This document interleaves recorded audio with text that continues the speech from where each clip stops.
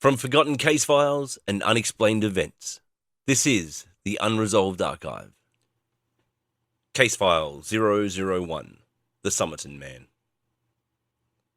In December of 1948, a man was found dead on Somerton Beach, just south of Adelaide, South Australia. He carried no identification, his clothing labels had been removed, and in a hidden pocket of his trousers was a small scrap of paper bearing two words that would become one of Australia's greatest unsolved mysteries. Tamám Shud. It means ended.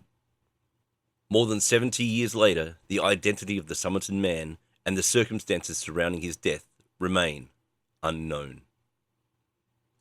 On the morning of December 1st, 1948, a group of beachgoers noticed a man lying against a sea wall at Somerton Beach.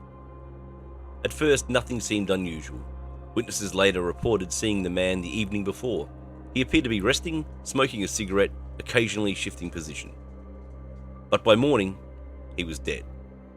Police found no signs of violence, no indication of struggle, no clear cause of death.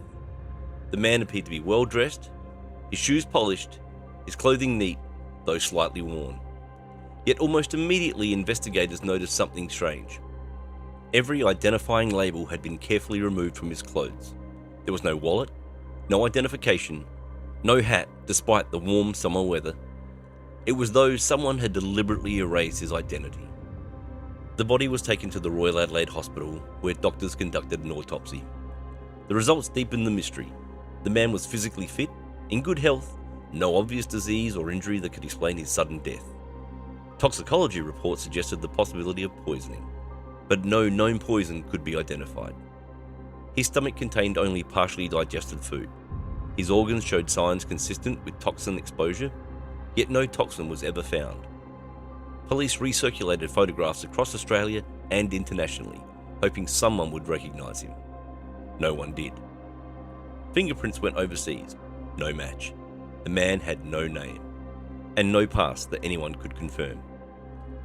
Several weeks later, the case took a strange turn. A small hidden pocket was discovered sewn into the waistband of the man's trousers, a pocket not typically found in standard clothing. Inside was a tightly rolled scrap of paper. Printed on it were these words, Tamám Shud. The phrase came from the final page of a rare book of Persian poetry known as the Rubaiyat of Omar Khayyam. Translated loosely, it means ended or finished. Police soon located a copy of the book, missing its final page. It had been found in the backseat of a car left unlocked near Somerton Beach around the time of the man's death. Inside the book were two unusual discoveries, a phone number and a series of letters arranged in what appeared to be code. Despite decades of analysis, the meaning of the letters has never been conclusively deciphered. The phone number led investigators to a young nurse living nearby. She denied knowing the dead man. However, witnesses later reported that when shown a plaster cast of his face, she appeared visibly shocked before regaining composure. Her connection to the case has never fully been explained. Some investigators believed she knew more than she admitted. Others believed the reaction was simply the shock of seeing a dead stranger. No evidence ever proved a relationship between the two. The mystery deepened. The timing of the case raised further questions. The late 1940s marked the beginning of the Cold War. Intelligence operations were expanding across the world, including Australia. Adelaide at the time was home to sensitive military research facilities and weapons testing programs. The absence of identification, the removed labels, the possible poison, the coded message, to some investigators the element resembled espionage. The theory emerged that the Somerton Man may have been a spy, possibly Soviet, operating under a false identity. Poisoning without trace was not unheard of in intelligence circles, yet no intelligence agency has ever claimed him. No classified records have surfaced confirming the theory, and no foreign government ever sought to identify the body. Not everyone believes the answer lies in espionage. Some researchers argue the case reflects a tragic but ordinary explanation. The man may have suffered a medical episode or accidental poisoning from substances undetectable at the time.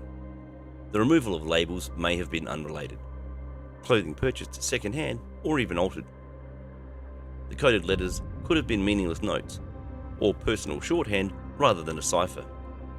Over decades, speculation has often filled the gaps left by missing evidence, and without a confirmed identity, even theory remains incomplete. In recent years, advances in forensic science have renewed interest in the case. DNA testing has provided possible leads towards identifying the man through distant relatives, though conclusions remain debated. Even with modern technology, the central questions remain unanswered. Who was he? Why was he in Adelaide? And why did he die? The Somerton Man case persists not only because of its mystery, but because of its contradictions. A man found in public, yet unknown to everyone.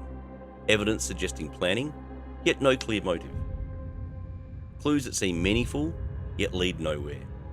It sits at the intersection of history, coincidence, and unanswered questions.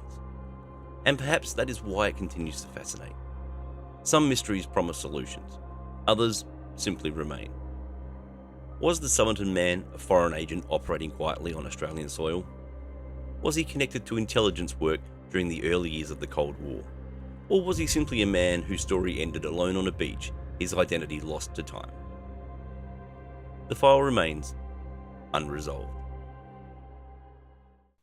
If you like unsolved mysteries and conspiracy theories in short form, please consider subscribing. Thanks for watching.